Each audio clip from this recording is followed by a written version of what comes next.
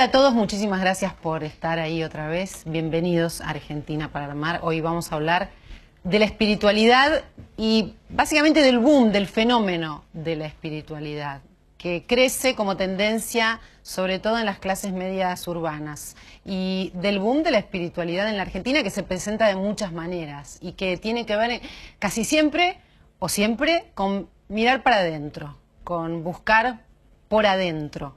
No está asociado a la religión como estaba asociado antes, a una religión clásica, sino que la idea es trabajar sobre uno mismo. Esto es lo que transmiten distintas corrientes de esta tendencia que ya está instalada y de la que queremos hablar, analizar, indagar, entender por qué. Porque muchas veces son distintas las técnicas, se apoyan en los libros, se apoyan en la propia experiencia, en la autoexperiencia, en disciplinas milenarias como el yoga, en la respiración, en una ideología como la ecología, en la meditación, y siempre están buscando lo mismo, que es sentirse bien, ¿no? El objetivo, por lo menos lo que se enuncia, es sentirse bien, la búsqueda del bienestar, la búsqueda de la felicidad, la búsqueda de sobre todo de estar bien en medio de la aceleración cotidiana, teniendo en cuenta que no hay muchas maneras de salirse si uno vive en una ciudad. Hay una suerte de encierro, y cómo hacer para que este encierro no nos encierre. Cómo lograr un equilibrio es otra de las cosas que solemos escuchar. Y también sirven, ya que estamos, que no es malo, es funcional a momentos dolorosos, para atravesar lo doloroso, por ejemplo, ¿no? Un cierto conocimiento de sí mismo que sirve para momentos claves dolorosos o para fortalecer la autoestima. No es solamente una búsqueda, digamos, light o superficial, sino que puede servir para atravesar distintos momentos. Hay invitados hoy que representan cosas que pueden ser muy distintas, pero que van a ver que tienen puntos en común, como decía recién, algunos desde su propia experiencia, otros desde el estudio, otros las dos cosas. Así que les voy a presentar ya mismo a Bernardo Estamateas, que está con nosotros y que es licenciado en Psicología y sexólogo clínico, y licenciado en Teología y pastor de la Iglesia Ministerio Presencia de Dios, y que ustedes saben que es autor de más de 40 libros. Y entre los libros que podríamos relacionar con este tema está Pasiones Tóxicas, Autoboicot, Resultados Extraordinarios, Quéreme Más, Quiero un Cambio, esta mirada para adentro. Está Ari Paluch con nosotros, todo el mundo lo conoce también, es periodista y conductor, y hace 16 años que conduce exitosamente su programa El Exprimidor. Ahí nació una sección de nombre El Combustible Espiritual, que después se transformó en libro muy, pero muy exitoso, y este año publicó Correrse al Interior, y él parte de sí mismo, como todos saben, ya lo ha contado, pero es bueno refrescarlo. Juan Moray Araujo está con nosotros, es licenciado en Letras de Hartford College en Estados Unidos. En el año 2002 se acercó a la Fundación El Arte de Vivir, donde conoció las técnicas de respiración, de meditación y yoga del maestro Sri Ravi Shankar. Y actualmente es el vicepresidente del Arte de Vivir en la Argentina, y además instructor de sus cursos y coordinador nacional de los programas de educación en valores. El Arte de Vivir, que prolifera en la Argentina, crece de una manera impresionante. Y quien vamos a presentar ahora, según su documento, se llama Horacio Araujo, pero para sus seguidores es el Lama Sanghi Dorji. Voy mejorando con la pronunciación. Hace 30 años que está al frente. La fonética tibetana es un poco complicada. Claro, porque él está al frente del centro budista que está en Belgrano, en el barrio Belgrano, y es el centro más antiguo de Latinoamérica y el centro de retiro más antiguo de Iberoamérica. Es el único lama que hay en la Argentina. Así es. Para ello estudió durante 10 años en distintos países. Y el budismo, vamos a recordar que tiene en todo el mundo alrededor de 600 millones de adeptos. Por lo tanto, vale la pena ver de qué se trata. Y en la Argentina 35.000.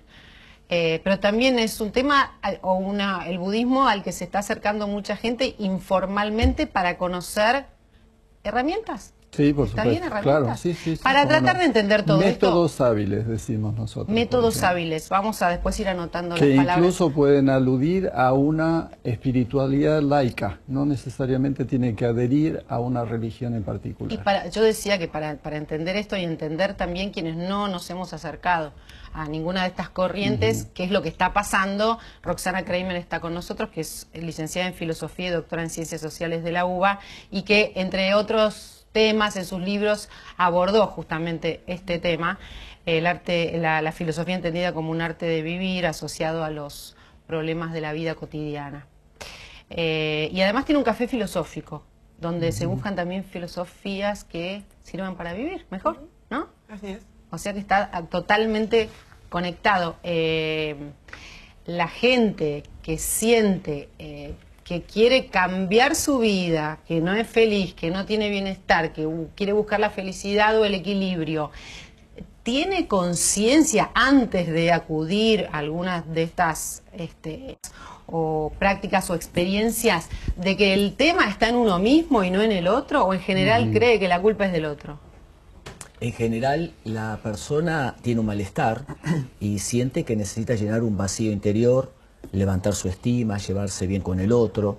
Hoy estamos en un mundo con mucho estrés y las presiones cotidianas y los conflictos cotidianos han despertado, entre comillas, aunque siempre estuvo, una búsqueda de la interioridad. Nuevamente volver a conectar con la espiritualidad. Y la espiritualidad, yo creo, la defino como una salida de emergencia extraordinaria. Es decir, si hoy acá pasase algo, todos saldríamos corriendo por la salida que hay. Uno recurre a la salida. Cuando uno tiene una crisis y tiene pocas salidas emocionales y espirituales, entonces queda atascado. Y el punto está cómo la espiritualidad puede abrir nuevas salidas de emergencia, para que cuando en situaciones difíciles sepamos a dónde recurrir. Recuperar nuevamente los valores afectivos, recuperar nuevamente la alegría del placer, de los proyectos internos que estaban olvidados. Creo que la espiritualidad apunta a eso, a abrir muchas salidas de emergencia correctas, no pseudo, como puede ser el alcohol, la droga, la violencia, pseudo salidas de emergencia que lo único que hacen es atascarnos más. Claro. ¿Es así? Por supuesto. Entendido desde el punto de vista de la enseñanza de Buda, por supuesto que es así, incluso es mucho más profundo. Me permitiría decir que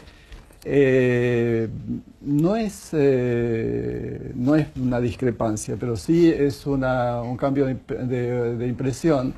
No sería emergencia. Yo creo que la obligación de un ser humano es darle sentido a su propia existencia. Y para darle sentido a su propia existencia, debe recurrir a la interioridad, a ver qué es interiormente. ¿Por qué? Porque el budismo a lo que apunta es a lo que se llama la religión interior. Es llamado en términos generales religión porque no existe esta experiencia en Occidente. A ver, partimos de la base de que mucha gente no siente cuál es el sentido de su propia vida, no lo entiende, no lo conoce, no lo encuentra. Pero hay algo, y lo busca. Aquí hay algo muy importante que uno tiene que tener en cuenta. Si uno no se pregunta por la razón de la vida, de la propia vida, no busca un camino espiritual. Uno tiene que primero saber que algo no está funcionando bien. Y esa es la insatisfacción fundamental que nos permea a todos. Juan, ¿qué querías decir? Y podríamos agregar, si uno no se pregunta quién soy de verdad, porque claro, confundimos lo que somos por nuestros pensamientos o nuestras emociones o nuestro cuerpo físico, y el cuerpo está cambiando constantemente, los pensamientos están cambiando constantemente. No soy mis pensamientos y mis pensamientos de hoy son totalmente distintos que los de hace un año o una semana o un día. Entonces, me parece que en esencia somos entusiasmo, y si somos entusiasmo, eso lo que significa es que el entusiasmo quedó tapado por estrés, por experiencias, por malos entendimientos de lo que somos. De hecho, el entusiasmo, la palabra entusiasmo es una palabra muy hermosa porque quiere decir con Zeus adentro, con la divinidad adentro. Entonces somos en esencia seres espirituales. Claro. Es natural que si somos seres espirituales busquemos nuestra Es muy lindo espiritualidad. eso que decís. No sabemos cuán real que somos entusiasmo. Sería fenómeno, pero Somos ¿es así? Claro, pero en realidad nosotros somos seres, ante todo, espirituales con un cuerpo físico y una psiquis.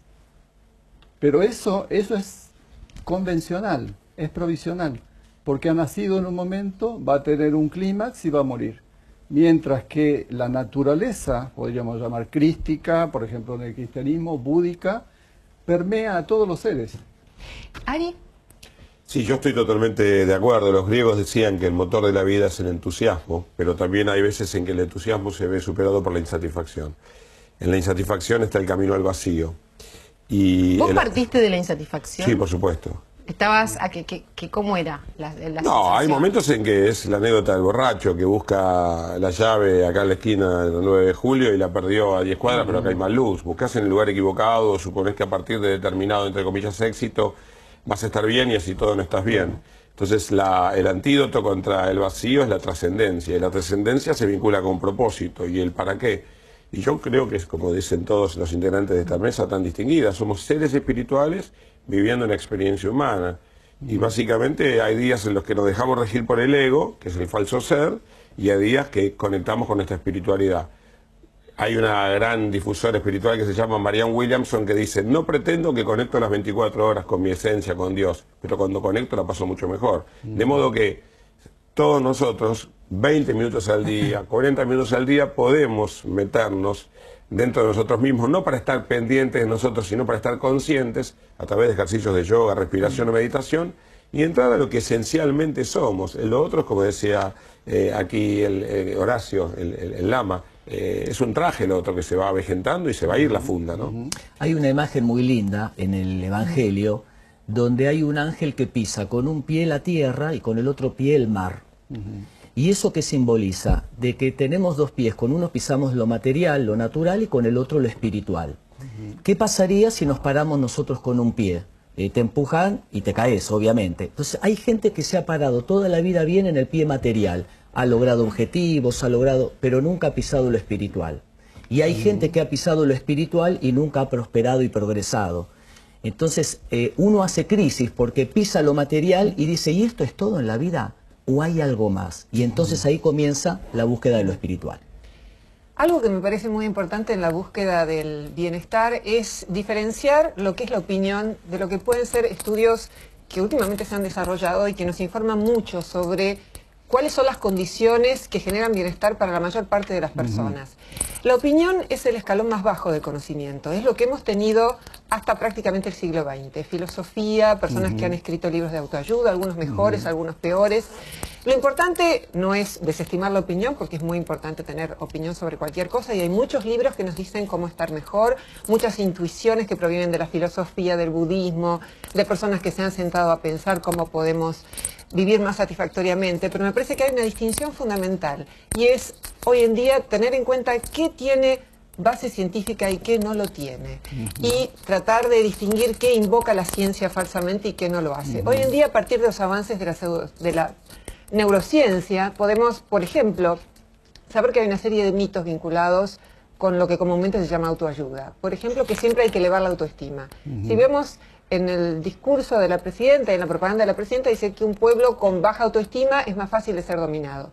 En realidad, los problemas que tenemos más generalizados en Occidente tienen que ver con un exceso de autoestima. Esto supone, en general, no hacerse responsable de los problemas, echarle la culpa a los demás, considerarse mejor conductor. Hay estudios que dicen que la mayor parte de los conductores de autos se consideran mejores que los demás, considerarse más ético que los demás. En realidad, nuestro problema ¿Pero eso es exceso de autoestima o es exceso de ego? Es exceso de lo que comúnmente se llama autoestima. Si querés en un lenguaje budista podemos llamarlo ego. Yo discrepo con mucho respeto, pero por completo. No, pero está emparentado, ¿no? Pero con una lo que cosa dijo implica Ari. la otra. Está emparentado con lo que dice Ari, podemos definir Claro. qué entendemos por autoestima y qué Claro. entendemos por ego y nos pondremos de acuerdo. Pero hay un montón de otras ideas. Pero, a ver, hay una idea como central que... Porque autoestima es lo que me parece a mí, ¿no? Que el ego tiene que ver con la necesidad de aprobación ajena, por la que yo necesariamente tengo que hacer creer que soy el que mejor maneja.